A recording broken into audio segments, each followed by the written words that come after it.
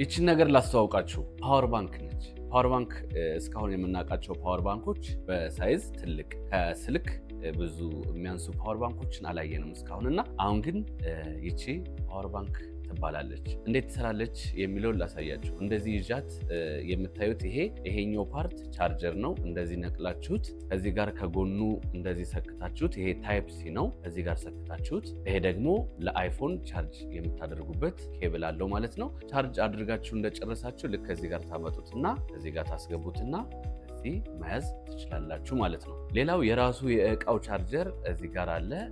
ታይፕ ሲ የሚወስዱ የሳምሰንግ እና የአይፎን ስልኮችንም ቻርጅ ማድረግ የምንችልበት ይሄ ኬብል አለው ማለት ነው።